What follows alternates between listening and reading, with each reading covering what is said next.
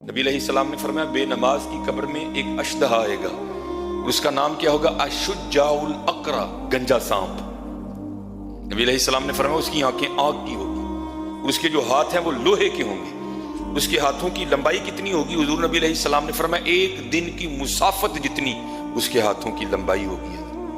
وہ بے نماز کی قبر میں آئے گا اور آ کر کہے گا انا اشجاع الاقرع، میں گنجا سانپ ہوں اور تو نے فجر نہیں نہ پڑھی تھی تو مجھے اللہ پاک نے تیری قبر میں بھیجا ہے، اور تجھے فجر نہ پڑھنے کے جرم میں فجر سے لے کر ظہر تک ماروں گا۔ اور حضور نبی علیہ السلام نے فرمایا جب وہ بے نماز کو ایک ضرب لگائے گا نا اپنے لوہے کی ہاتھوں کی، بندہ زمین میں دھنس جائے گا۔ اور کیا ہوگا حضرت؟ وہ پھر اس کو نکالے گا اور پھر اس کو ظہر تک مارے گا، اور پھر جب ظہر کا وقت آئے گا پھر اس کو کہے گا تیری قبر میں مجھے اللہ نے بھیجا ہے، تو نے زور نہیں نہ پڑی تھی، تو فارغ بیٹھا رہتا تھا نا، تیرے کانوں میں اذان کی آواز بھی آتی، تو نے زور نہیں نہ پڑی، اب تجھے ظہر نہ پڑھنے کے جرم میں زور سے لے کر عصر تک ماروں گا۔